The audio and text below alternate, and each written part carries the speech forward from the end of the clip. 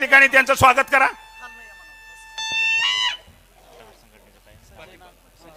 संजय राऊत बघा, संजय राऊत या। इंदापूर तालुका प्रहार संघटनेचे अध्यक्ष सन्माननीय संजयजी राऊत यांच्या वतीने देखील हर्षवर्धन पाटील साहेब यांना पाठिंबा देण्यात आलेला आहे। सगळ्यांच्या माहितीसाठी हे माळी समाजाचे आहेत। जोरदार टाळ्यांच्या गजरात त्यांचं स्वागत करायचं आपण सर्वांनी। या या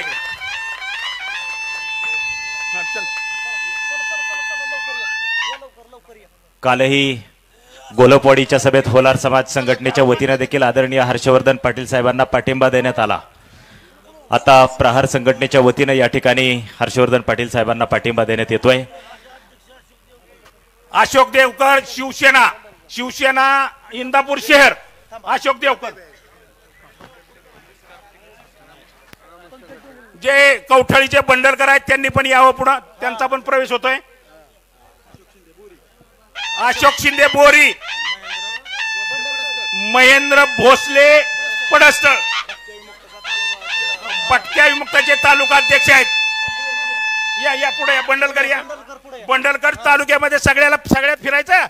हा ही ओबीसी आहे।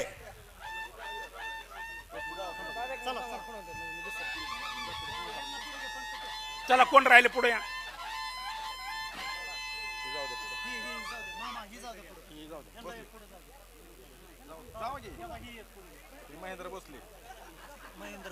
महेंद्र भोसले आले का?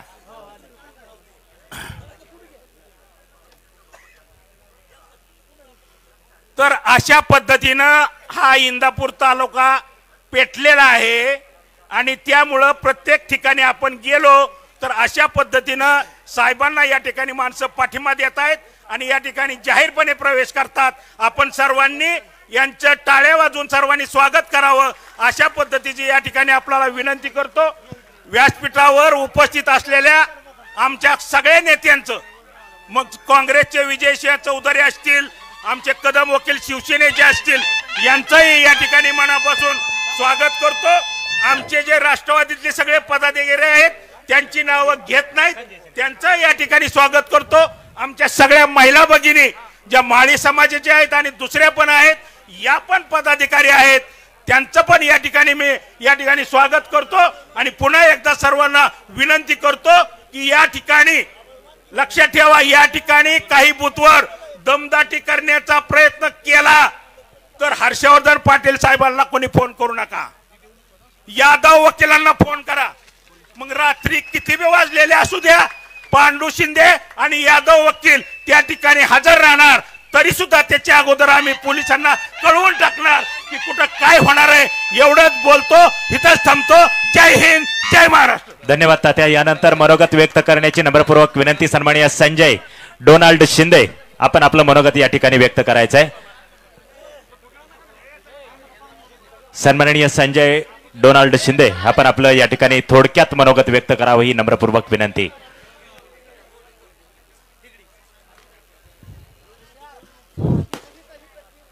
उपस्थित सर्व मान्यवरांचं मी सर्वप्रथम आभार व्यक्त करतो आणि समोर जमलेल्या माझ्या निमगावकरांना मी एक आव्हान करू इच्छितो की तात्यांनी विषय मांडला, वकील साहेबांनी विषय मांडला की गेले ते गेली, त्यांचा विचार करू नका। जयंत पाटील साहेब म्हणतात मुलं शाळा सोडून गेली म्हणजे शाळा बंद पडत नसती, जे सोडून गेले त्यांच्यासाठी मुलांनी शाळा सोडली म्हणजे शाळा बंद पडत नसती। नव्याने मुलं घडवण्याचं काम त्या शाळेचा हेडमास्तर करत असतो आणि आपल्या शाळेचा हेडमास्तर लय खामकी आहे। अरे जे विकासावर बोलतात, विकासावर भल्या भल्या गप्पा मारतात, 5,000 कोटीचा निधी आणला, 6,000 कोटीचा निधी आणला, तो निधी गेला कुठं? मी एवढंच निमगावकरांना एक विनंती करील, गेलेल्यांचा विचार कमी करा। उद्याच्या विधानसभेला हर्षवर्धन पाटलांना प्रचंड बहुमताने निवडून द्या। वेळ कमी, अमर कोल्हे साहेब अगदी 2 मिनिटांमध्ये आपल्या स्टेजवरती येत आहेत। मी फक्त एकच विनंती करेल की मशीनवरती 4 नंबरचं जे बटन आहे ते 4 नंबरच्या बटना पुढे हर्षवर्धन भाऊंचा फोटो आहे, त्याच्या पुढे तुतारी वाजवणारा माणूस आहे, त्याच्या पुढील बटन दाबून हर्षवर्धन भाऊ पाटलांना प्रचंड बहुमताने विजय करावा एवढीच विनंती करतो आणि थांबतो. धन्यवाद. धन्यवाद. यानंतर मनोगत व्यक्त करण्याची विनंती बाबासाहेब भोंग. आपण शिवफुलशाह आंबेडकर यांना प्रथम या ठिकाणी अभिवादन करतो. आज या ठिकाणी उपस्थित सर्व मंचावरील सर्वांना मी या ठिकाणी स्वागत करतो. उपस्थित सर्वांचं या ठिकाणी स्वागत करून आज या ठिकाणी भाऊंच्या प्रचारात आपण सर्व जमला त्याबद्दल सर्वांचा आभार. या ठिकाणी परवा इंदापूरमध्ये सभा झाली, निमगावमध्ये सभा झाली. त्या सभेमध्ये आमच्या निमगावचे काही नेते मंडळी असे म्हणाले की मामा 90% लोक तुमच्या पाठीमागे आम्ही आहोत. तर मी या ठिकाणी सांगतो त्यांना तुम्ही 10% गेला, 90% या ठिकाणी आहेत. कारण आज तुम्ही बघा सगळा माळी समाज जवळजवळ आम्ही 2,500 लोकांची रॅली काढली आणि आज निमगावमध्ये या मंचावरती जवळजवळ 90% माळी समाज उपस्थित आहे, ओबीसी समाज उपस्थित आहे. या ठिकाणी त्यांनी भरपूर गप्पा मारल्या. या ठिकाणी वेळ कमी आहे, खूप बोलणार होतो पण भाऊनी सांगितलं तू थोडक्यात बोला. मी आपल्या सर्वांना विनंती करतो, कुणी कुठे गेलेलं नाही, आम्ही सगळे इथं आहोत. निमगावमधून आम्ही या ठिकाणी भाऊंना 1,500चं लीड 100% देणार. तुम्ही लिहून घ्या आता स्टॅम्पवरती, 100% आमचं लीड असणार. एवढंच बोलतो, या ठिकाणी थांबतो. धन्यवाद. जय मुल्लाशी. धन्यवाद. धन्यवाद. यानंतर कांतीलाल भोंग. आपण थोडक्यात आपलं या ठिकाणी मनोगत व्यक्त करायचं आहे. सन्माननीय कांतीलालजी भोंग. इथं विचारा मग इथं बोला, इथं विचारा होता आम्हाला, इथं विचारा माणसं वेळ कमी आपल्याला.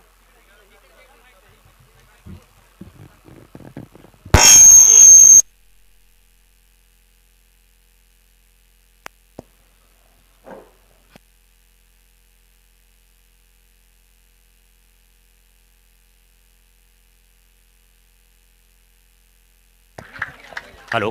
यानंतर मनोगत व्यक्त कर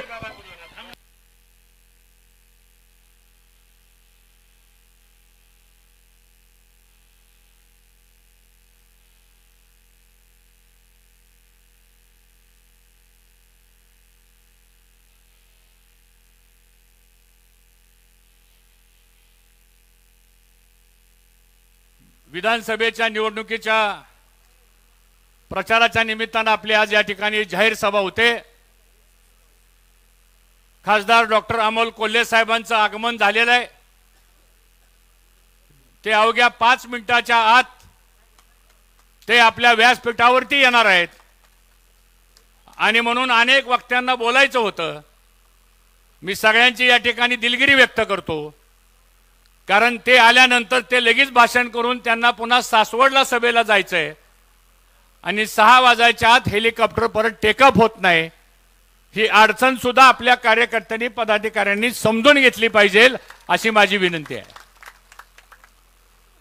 आदरणीय व्यासपीठ आणि एवढ्या मोठ्या संख्येने जमलेले सर्व इंदापूर तालुक्यातील सर्व खानदानी तत्वनिष्ठ निष्ठेनं काम करणारी, कुठल्याही मलिदा गँगला बळी न पडणारी आणि कुठलाही व्यक्तिगत स्वार्थ न साधण्याच्या भूमिकेमध्ये असलेली या इंदापूर तालुक्यातल्या ह्या परिसरातला स्वाभिमानी मतदार जो माझ्या समोर बसलेला आहे, मी नतमस्तक होऊन तुमच्या सगळ्यांचं मनापासून या ठिकाणी अभिनंदन करतो. निमगाव गावामध्ये अनेक वेळा सभा झाल्या, पण सभा घ्यायची म्हणलं की आम्हाला 10 वेळा फोन करावा लागायचा नेत्यांना गावातल्या. मग ते म्हणायचे अजून मी अर्ध्या तासाने निमगावमध्ये पोचतोय, कोण म्हणायचं मी बँकेच्या ऑफिसमध्ये बसलोय, कोण म्हणायचं मी पंचायत समितीच्या ऑफिसमध्ये बसलोय. आणि मग आम्ही इथं सभेला जरी आलो तर माणसंच नसायची. पण आज मात्र चित्र असं आहे की स्वार्थी माणसं आपल्याला सोडून गेल्यानंतर या भागातला सामान्य माणूस आज ज्या ताकदीने आमच्या मागे उभा राहिलेला आहे, या सगळ्यांचं मी मनापासून स्वागत करतो. मित्रांनो, 20 तारखेला आपल्याला विधानसभेच्या निवडणुकीचं आपल्याला मतदान करायचं आहे. ही निवडणूक ऐतिहासिक आहे. ही निवडणूक दूरगामी परिणाम करणारी आहे. ही निवडणूक या तालुक्यातल्या सगळ्या जाती धर्मांना दिशा देणारी आहे. आणि ही निवडणूक या इंदापूर तालुक्याचा भ्रष्टाचार मुक्त करणारी मित्रांनो ही उद्याची निवडणूक आहे. आणि म्हणून आपण सर्वांनी आदरणीय पवार साहेबांच्या विचाराचा, या राज्यामधली महाविकास आघाडीच्या विचाराचा उमेदवार आपल्याला ह्या विधानसभेमध्ये पाठवायचंय. आणि त्याची विनंती करण्याकरता आज डॉक्टर खासदार अमोल कोल्हे साहेब वेळ नसताना सुद्धा आज तुमच्या समोर तुम्हाला मत मागण्यासाठी आज या ठिकाणी येत आहेत. मागच्या 8-10 दिवसामध्ये काही ठराविक लोकांना आम्ही माझ्या राजकीय जीवनामध्ये पद दिली, अधिकार दिला, मान सन्मान दिला. समाजामध्ये आम्ही त्यांना मोठेपणा दिला. 2+2 4 करण्याची बेरीज सुद्धा ज्यांना येत नव्हती त्यांना 500 कोटीच्या बँकेचं चेअरमन केलं. जिल्हा परिषदचं तिकीट दिल्यानंतर सही कुठं करायची फॉर्मवर ही सुद्धा आम्हाला शिकवावं लागली. आणि आज ही माणसं मला सोडून गेली, आपल्या पक्षाला सोडून गेली. सांगा बरं काय माझा दोष आहे? मी काय चुकीचं वागलो? या इंदापूर तालुक्यामध्ये मोठ्या भाऊंच्या काळापासून इतिहास जर आपण काढला तर मोठ्या भाऊंनी आणि माझ्याही कारकिर्दीमध्ये आज आमच्या सहकारी माळी समाजाच्या अनेक सहकाऱ्यांना, नेत्यांना जेवढी पद आणि मान सन्मान जेवढा आम्ही दोघांनी दिला नाही किंवा आम्ही दोघांनी दिला तेवढा कोणी दिला हा खरा सवाल मला त्यांना या ठिकाणी विचारायचा आहे. खरेदी विक्री संघाचं चेअरमन पद, कर्मयोगी सहकारी साखर कारखान्याचं चेअरमन पद, मी सहकार मंत्री असताना कर्मयोगी साखर कारखान्याचं 10 वर्ष व्हाईस चेअरमन पद, सगळे अधिकार. निराभिमा सहकारी साखर कारखाना 10 वर्ष व्हाईस चेअरमनचं पद. याच निमगाव मध्ये 4 वेळा सभापती पद. महिला आरक्षण झालं तरी जिल्हा परिषदचं पद आपल्याला, पंचायत समितीची पद आपल्याला, सभापतीची पद आपल्याला. मग आता हर्षवर्धन पाटलांनी मोठ्या भाऊने आता करायचं काय ठेवलंय? होतं तेवढं मित्रांनो सगळं दिलं. आता काय राहिलंय माझ्याकडं? मी परवा माझ्या पत्नीला म्हणलं आता द्यायचं काय? आता राहतं घर तेवढं देऊ म्हणलं. ती म्हणली तुमच्या नावावर नाही, ती माझ्या नावावर आहे म्हणली. मग द्यायचं राहिलं काय? आणि एवढं सगळं देऊन सुद्धा काय आमच्या कुटुंबातल्याही माणसांना आम्ही काय द्यायचं ते दिलं. काही लोक आम्हाला सोडून गेली. आणि आज इंदापूर तालुक्यामध्ये मित्रांनो हर्षवर्धन पाटलाला एकटं पाडण्याचा प्रयत्न या सगळ्या स्वार्थी आणि लबाड लोकांच्या माध्यमातून झालेलं आहे. आता तुम्ही ठरवा की हर्षवर्धन पाटलाच्या मागे कोण आहे.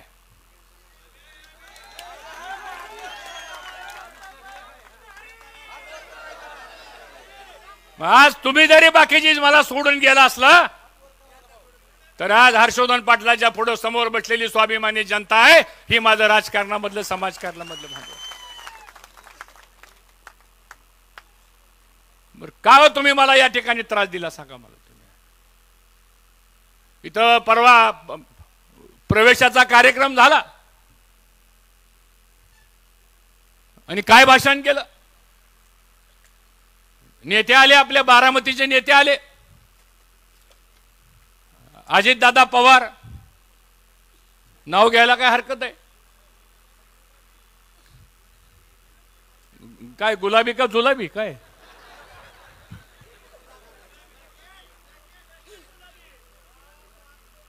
अरे मग मी जॅकेट घालायचो त्यावेळी तुम्ही माझ्या जॅकेटवर टीका करायचा, मग आता तुम्ही कसं काय जॅकेट घालायला लागलो?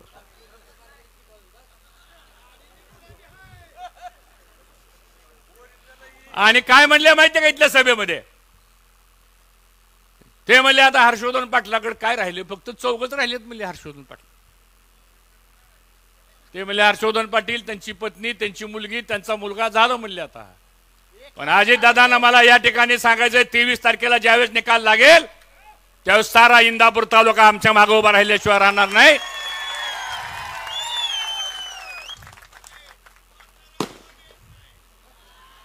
वारे पट्ट्या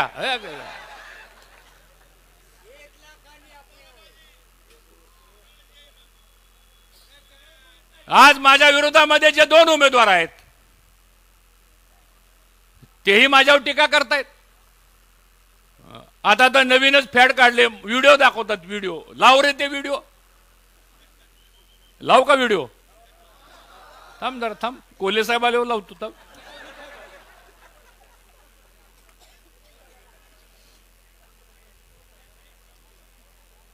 ज्या पवार साहेबांना ह्या 2 उमेदवारांना काय द्यायचं राहिलं एवढं सांगा मला तुम्ही.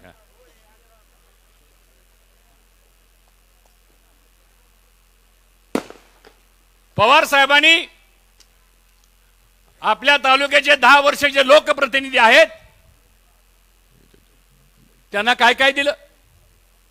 छत्रपती कारखाना दिला, जिल्हा बँक दिली, जिल्हा परिषद अध्यक्षपद दिलं, राज्यमंत्रीचा दर्जा दिला, 2 वेळा आमदारकी दिली, राज्यमंत्री पद दिलं, राज्याची 6 महत्वाची खाती दिली, कमी पडलं म्हणून सोलापूर जिल्ह्याचं पालकमंत्री पद दिलं आणि पालकमंत्री पद सोलापूर जिल्ह्याला मिळालं.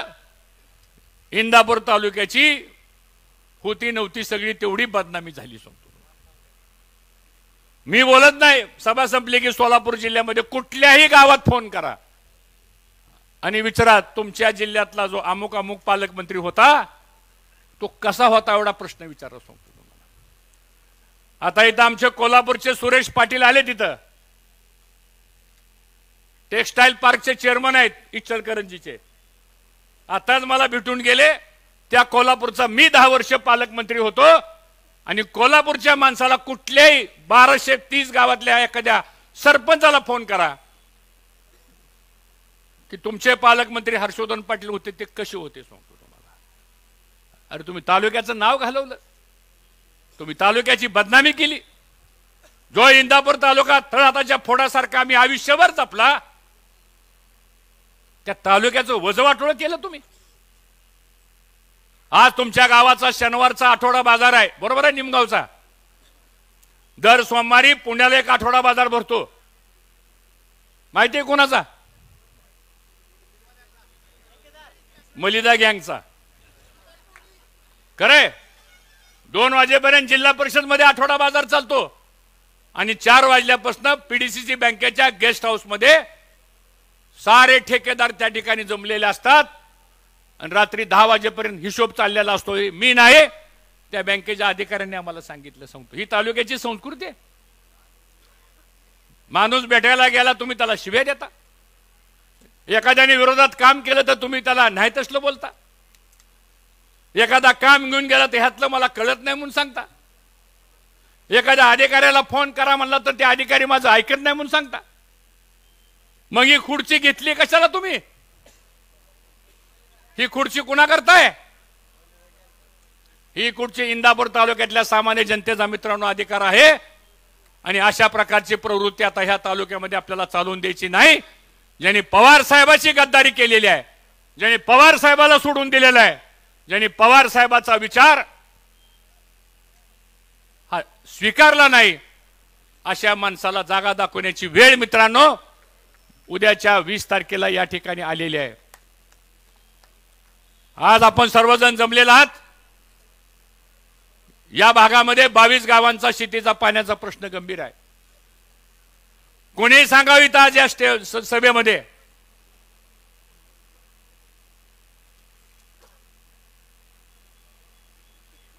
तुम्हाला एक चिठ्ठी आली, शेंडे मळ्याचा रस्ता मागितला. त्यावेळेस ते काय म्हणाले, अरे जा कसला रस्ता मागताय, मला तुझ्या मताची गरजच नाही. सांगतो तुम्हाला, अशी उदाहरणं लिहित माझ्याकडे. सांगतो तुम्हाला,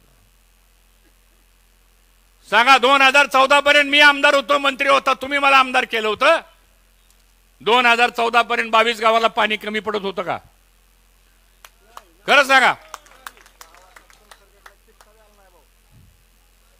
उन्हाळ्यामध्ये सुद्धा बेडकं वरडत होती का नाही? एकेकाचा 2-2 हजार टन ऊस जात होता.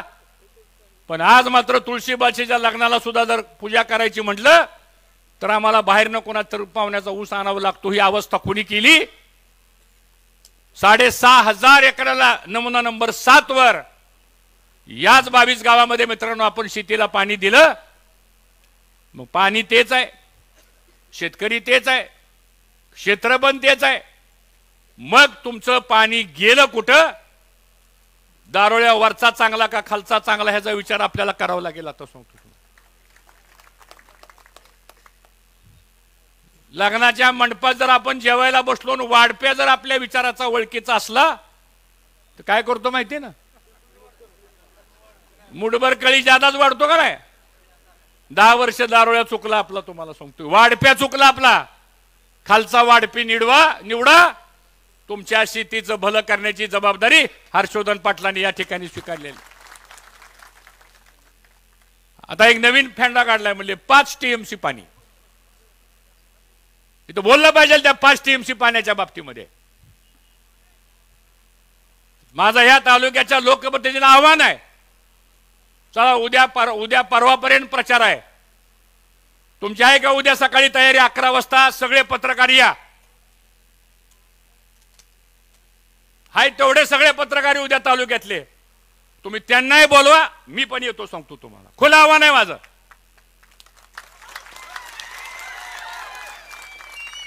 आणि मला दाखवा 5 TMCच्या मंजुरीचं पत्र. सांगतो तुम्हाला मी.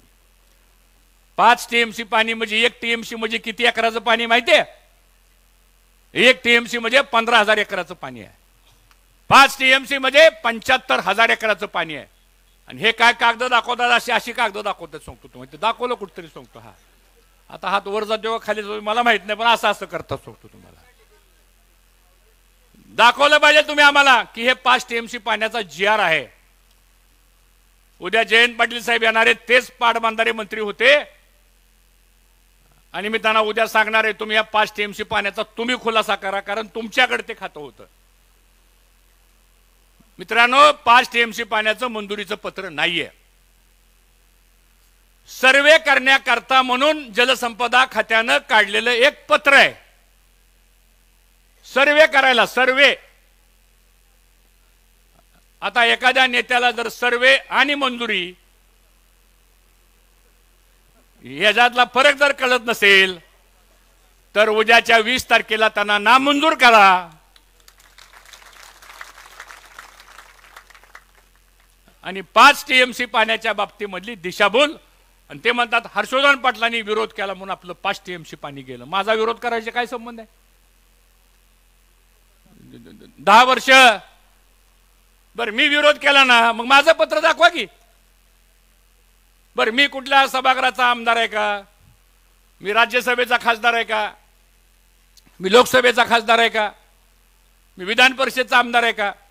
सरकार तुमचं, आमदार तुम्ही, मंत्री तुम्ही, सरकार तुमचं. माझा संबंध आला कुठं? दिशाभूल करायचं बंद करा. आता त्या उजनीचा एक पुलाचा व्हिडिओ दाखवतात, पुलाचा. चांगली गोष्ट आहे, अजून 10 पूल करा, आमचं कुठं काय म्हणणं आहे. पण म्हणले हर्षवर्धन पाटलांनी म्हणले पुलाला विरोध केला. हा अरे तुम्ही आता सत्तेमध्ये आहात, आम्ही विरोधात आहोत. त्यामुळे तुम्ही काय केलं हे लोकांना तुम्हाला सांगावं लागणार आहे. पण दुर्दैवानं सांगण्यासारखं काय नाही. काय सांगायला गेले तर व्हिडिओ बाहेर येतील, व्हिडिओ बाहेर आले तर ह्यांना तोंड लपून जावं लागेल. आज अशी परिस्थिती इंदापूर तालुक्यात निर्माण झालेली आहे. सांगतो आता कालपासून कानावर येतंय, आम्ही एवढं करणार, आम्ही तेवढं करणार, आम्ही हायगे करणार नाही, आम्ही हे करू, आम्ही ते करू. तुम्ही समजून घ्या मला काय म्हणायचं ते. सांगतो कानावर येतंय का ना आपल्या? मग मला सांगा, जर तुम्ही 6,000 कोटीची कामं केली असतील तर मग तुम्हाला साड्या वाटपाची वेळ का आली हो? सांगा.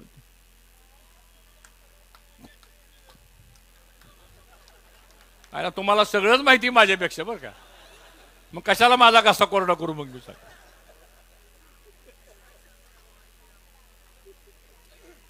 हे 5 कोटी रुपयाच्या साड्या दिल्या कोणी विचारायला नको आपल्याला? 5 कोटी रुपयाच्या साड्या देणारा कॉन्ट्रॅक्टर कोण आहे?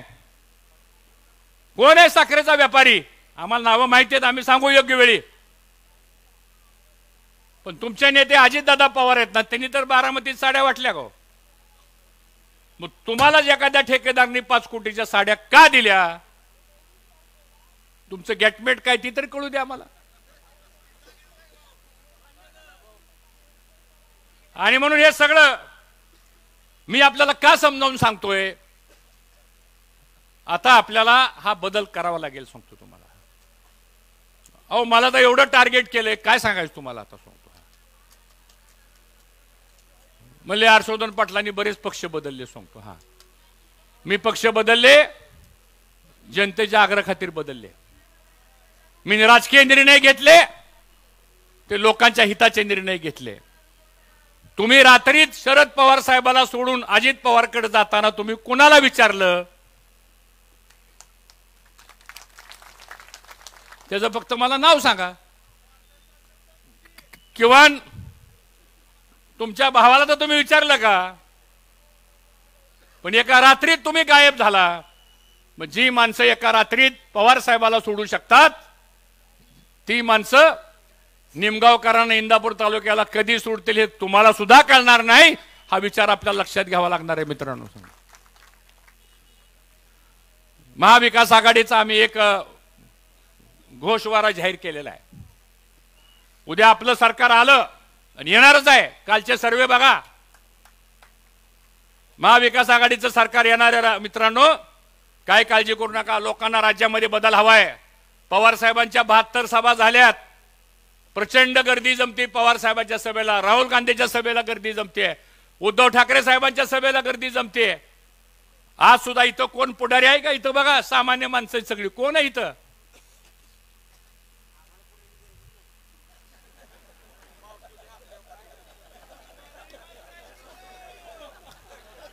मलाही 30 वर्षांनी आज निमगाव कळलं, सांगतो तो.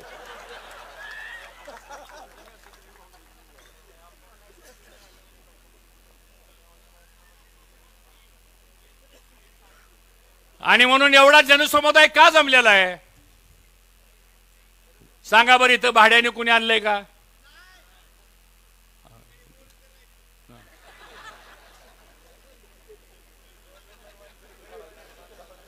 बरोबर आहे. राहिली ती सगळी ओरिजिनल, गेलेली सगळी डुप्लिकेट.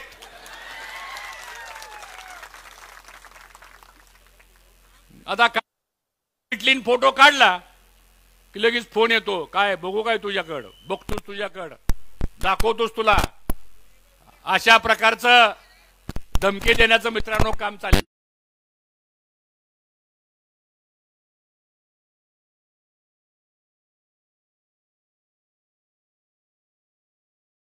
पैसे दिले, आता ती योजना निवडणूक आयोगानं स्थगित केली. आपलं सरकार आल्यानंतर पहिल्या कॅबिनेटमध्ये महालक्ष्मी नावाची योजना आपण आणणार आहे आणि 3000 रुपये महिलेला दरमहा देण्याचा निर्णय आपण घेतलाय. पुरुषांनी टाळ्या वाजवल्या, पण काळजी करू नका, पैसे तुम्हाला नाही मिळणार, आमच्या भगिनीला मिळणार आहे. दुसरा निर्णय आम्ही केला, मुलींना आणि महिलांना एसटी महामंडळाच्या बसमधनं मोफत प्रवास. कुठेही जावा महिलांनी आता एसटी महामंडळाच्या बसमध्ये मोफत प्रवास द्यायचा निर्णय झाला. पण त्यात मला थोडी एक काळजी वाटते, सगळ्याच महिला रोज फिरायला लागल्या तर आपल्याला एखाद्या वेळेचं तर जेवण करावं लागेल घरी सोबत. पण काय हरकत नाही, फिरू द्या आमच्या महिला भगिनींना. त्यांनी तरी कधी महाराष्ट्र बघायचा, त्यांनी तरी कधी इतर गावांना जाऊन भेटी द्यायच्या. हा निर्णय सुद्धा मित्रांनो आपण करतोय. 18 वर्षाची मुलगी झाली तिच्या नावावर 1 लाख रुपयाचं फिक्स डिपॉझिट, ही आमच्या सरकारची योजना असणार आहे. जो शेतकरी दुष्काळामुळं, बाजार नसल्यामुळं, हमी भाव नसल्यामुळं जो शेतकरी अडचणीत आलेला आहे, तर त्याचं 3 लाख रुपयाचं थकलेलं कर्ज सरकार आपलं आल्यानंतर पहिल्या कॅबिनेटमध्ये ते कर्जमाफीचा निर्णय मित्रांनो आपण करणार आहे. आणि कदाचित हा निर्णय करण्याचा योग मला यावा अशी मी परमेश्वरालाही प्रार्थना करतो. कारण आपली नाळ शेतकऱ्याची जोडल्या गेलेली आहे, आपला संबंध ग्रामीण भागाशी आहे. आणि सातत्यानं आपण लोकांच्या सेवेकरता आपण या ठिकाणी काम करतोय. युवकांच्या बेरोजगारी करता 4,000 रुपयाचं स्टायपंड सुद्धा आपण या ठिकाणी देण्याचा निर्णय आपण केलेला आहे. त्याचबरोबर जात आणि आहे जनगणना हाही विषय आपण सर्वांनी यामध्ये स्वीकारलेला आहे. कोल्हे साहेब आले तर खाली बसून घ्या, उठू नका कोणी. आणि म्हणून हे सगळे निर्णय करायचे असतील आपल्याला तर आपल्याला आपलं सरकार हे महाराष्ट्रामध्ये आपल्याला आणावं लागणार आहे. आणि ते सरकार आणण्यासारखीची परिस्थिती आज आपल्या राज्यामध्ये मित्रांनो या ठिकाणी तयार झालेली आहे. हे आपल्याला आता विसरून या ठिकाणी चालणार नाही. आणि म्हणून उद्या सकाळी 10 वाजता जरा लक्ष द्या माझ्याकडे. कोल्हे साहेब स्टेजवरच येणार आहेत. माझ्याकडे बघा, मग ते तुमच्याकडे बघतील. इकडं बघा.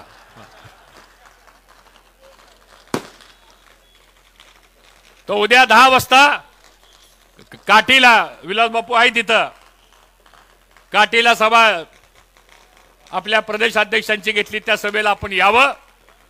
त्यानंतर संध्याकाळी 4 वाजता पवार साहेबांची सभा ही संसरला होणार आहे. आज संध्याकाळी 8 वाजता सभा ही सुप्रियाताईंची बावड्याला होणार आहे. आणि परवा दिवशी दुपारी 1 वाजता पवार साहेबांची सभा इंदापूरला होणार आहे. यासाठी आपण सर्वांनी ताकदीने यावं अशा प्रकारची विनंती आज या निमित्ताने मी आपणा सर्वांना करतो. आणि खासदार कोल्हे साहेब आलेले आहेत. आपण सर्वांनी उठून उभा राहून त्यांचं टाळ्याच्या गजरामध्ये आज या ठिकाणी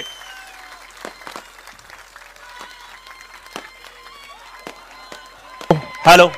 बारामती लोकसभा मतदारसंघाचे कार्यक्षम खासदार आज सन्माननीय बसून घ्या खाली. जरा 2 मिनिटं बसून घ्या खाली. आपल्या सगळ्यांच्या वतीनं सन्मान सन्मान सन्मान सन्मान मी खासदार कोल्हे साहेबांचं या ठिकाणी स्वागत करतो.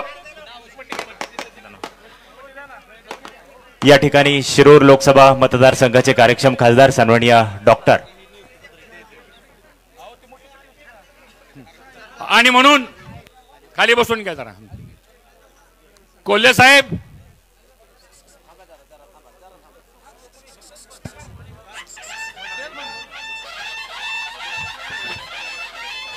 इथं जमलेले सगळे लोक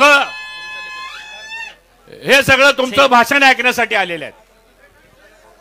कारण ज्या डॉक्टर कोल्हे साहेबांना ज्या आपल्या विरोधामधला जो उमेदवार आहे त्यांच्या पक्षाच्या अध्यक्षांनी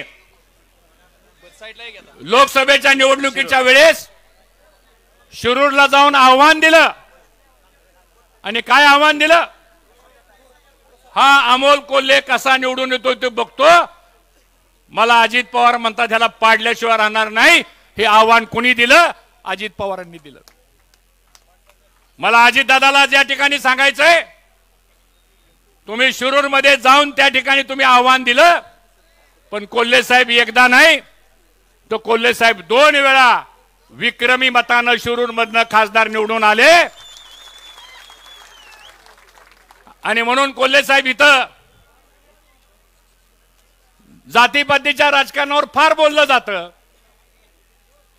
आणि आमच्यासारख्या कार्यकर्त्याला टार्गेट केलं जातं. माझी विनंती आपल्याला, मी जास्त वेळ घेणार नाही, कारण आज आपण इतका दौरा करत करत आज आपण आमच्या मतदारसंघामध्ये आलात. पुन्हा एकदा आपण सर्वांनी टाळ्या वाजवून त्यांचं मनापासून या ठिकाणी स्वागत करतो. आणि आपल्या सगळ्यांच्या वतीनं डॉक्टर कोल्हे साहेबांनी आपल्याला मार्गदर्शन करावं एवढी विनंती करतो आणि थांबतो. जय हिंद. रामकृष्ण हरी. हरी रामकृष्ण.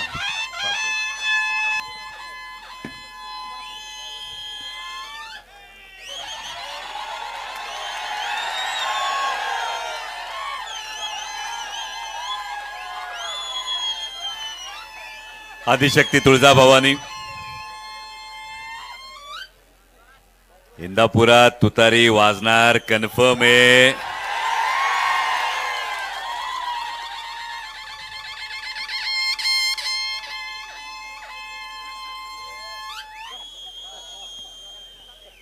म्हणजे 23 तारखेला गुलाल तुतारीचा आहे, गुलाल हर्षवर्धन भाऊंचा आहे. हे ठामपणे सांगणाऱ्या सभेसाठी उपस्थित असणारे सगळे मान्यवर, अजून 3 सभा करायच्यात. त्यामुळे हेलिकॉप्टरनी वेळ टेक ऑफ करून अजून 3 सभा करायच्या जाऊन, त्यामुळे फार जास्त वेळ बोलणार नाही. पण मगाशी हर्षवर्धन भाऊ जे म्हणाले त्या पद्धतीनं लोकसभेला गुलाबी जॅकेटवाले लोक विचारत होते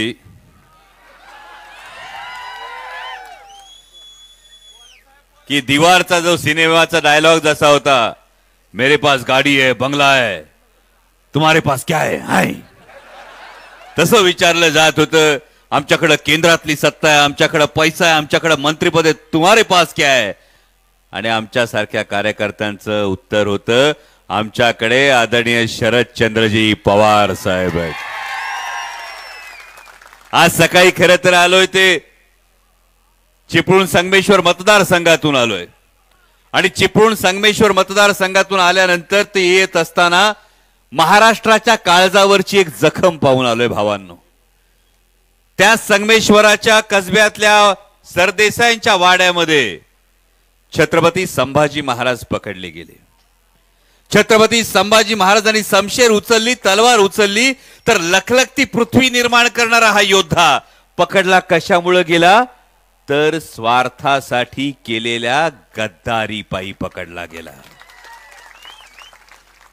गेली 14-15 वर्ष छत्रपती संभाजी महाराजांची भूमिका सातत्याने करत असताना ही जखम कायम काळजात भळभळती. आज स्वतःच्या डोळ्यांनी पाहून आलो आणि महाराष्ट्रात आज पुन्हा तेच फितुरीचं पीक येत असताना आपल्याला ठणकावून सांगावं लागल, किती बी गुलाबी रंग घेतला तरी गद्दारीचा कलंक लपणार नाही.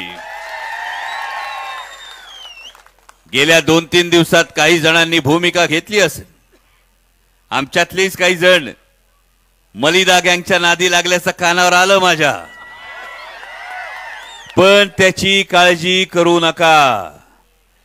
महाराष्ट्रात लोकसभेला तुम्ही सगळ्यांनी जो काही निकाल दिला, म्हणजे या लोकसभा मतदारसंघासाठी अख्ख्या देशाचं लक्ष लागून राहिलं होतं. प्रत्येक जण विचारायचा, बारामतीमध्ये काय होणार, बारामतीमध्ये काय होणार, बारामतीमध्ये काय होणार, हे प्रत्येक जण विचारत असताना तुम्हा सगळ्या बहादरांचं कौतुक केलं पाहिजे का तुम्ही तुतारी अशी वाजवली का अख्ख्या देशात संदेश गेला की महाराष्ट्र हा 50 खोक्यात विकला जात नाही. महाराष्ट्र ईडी सीबीआय इन्कम टॅक्सच्या समोर झुकत नाही.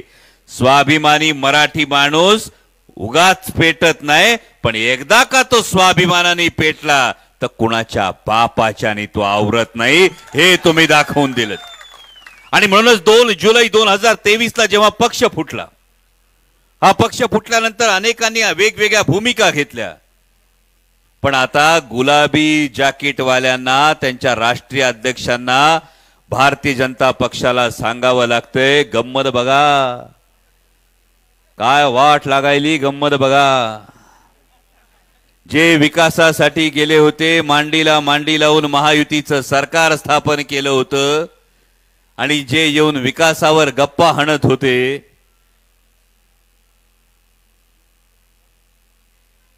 भारतीय जनता पक्षवाले येतात आणि सांगतात बटेंगे तो कटेंगे. आणि गुलाबी जॅकेटवाल्यांना सांगावं लागतं हे आम्हाला मंजूर नाही. आणि मान्य देवेंद्रजी फडणवीस टीव्हीवरच्या मुलाखतीत सांगतात नया है वह.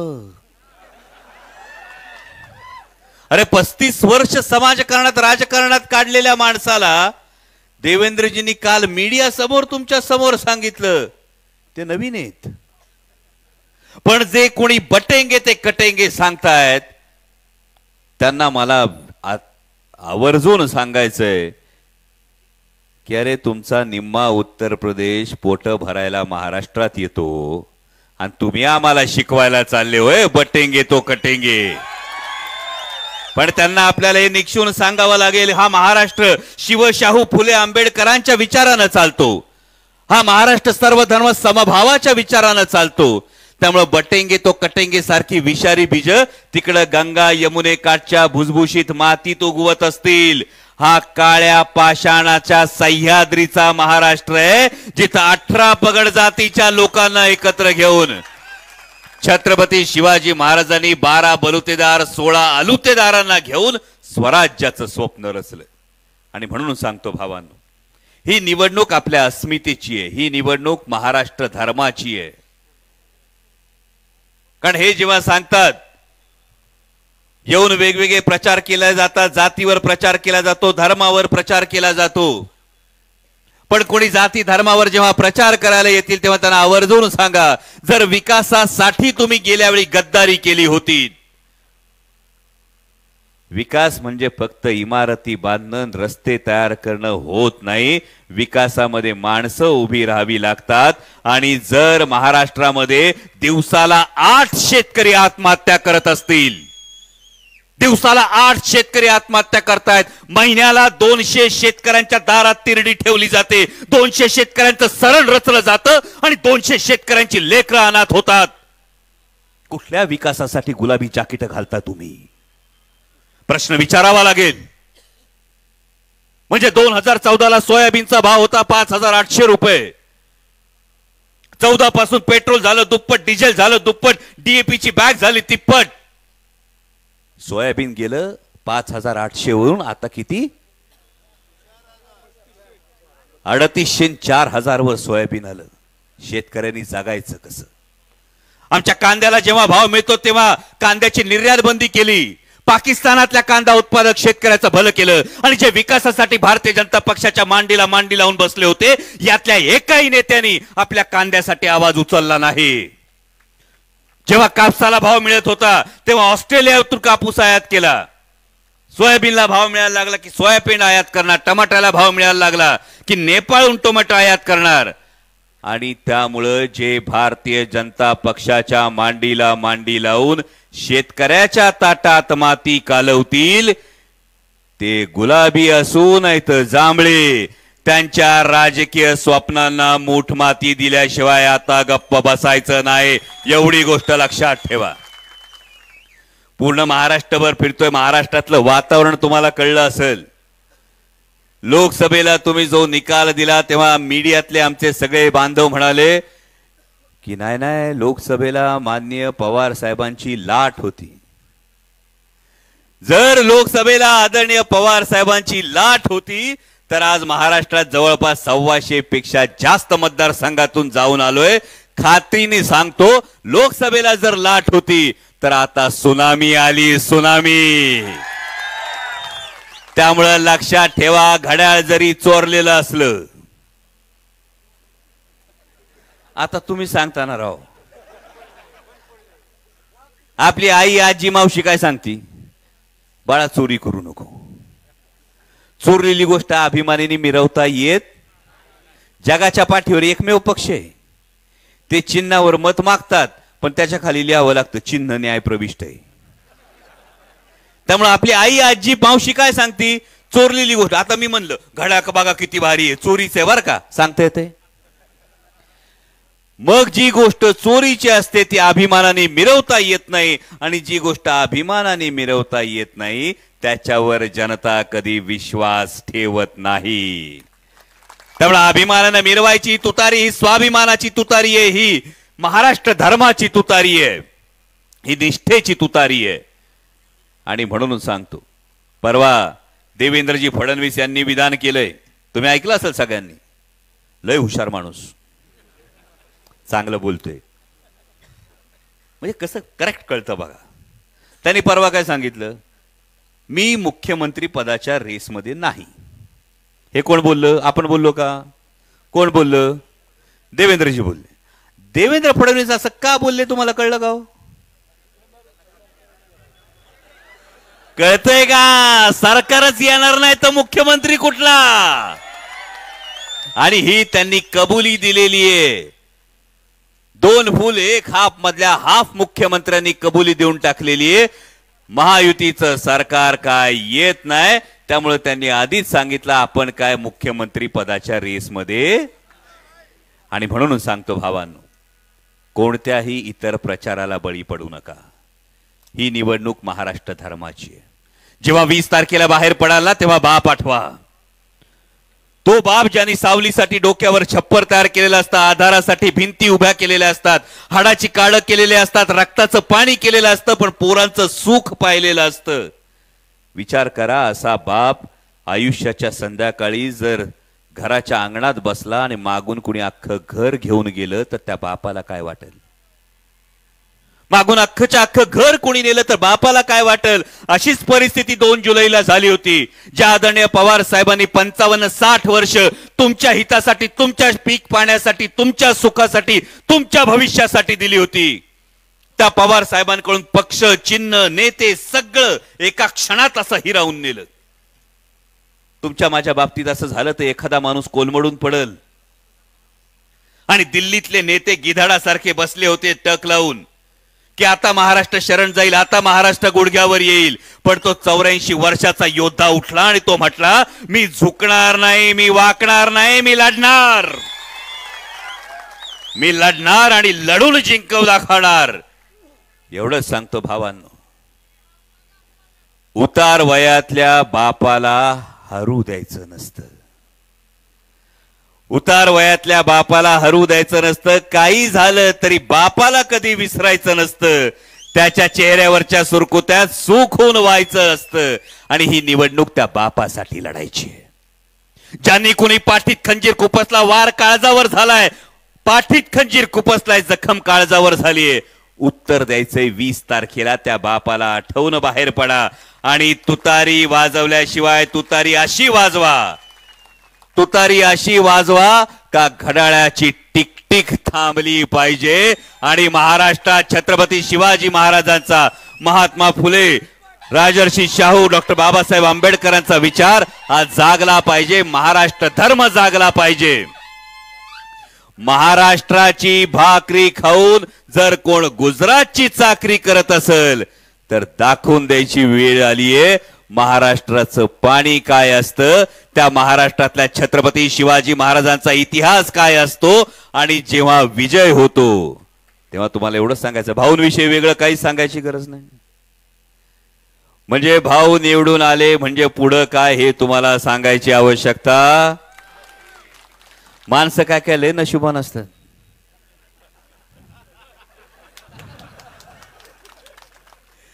म्हणजे भाऊंच्या डोक्यावर, इंदापूरच्या डोक्यावरचा लाल दिवा तसाच राहील याची तुम्हाला सगळ्यांना मनोमन खात्री असेल. आपण जबाबदारी तेवढी आहे.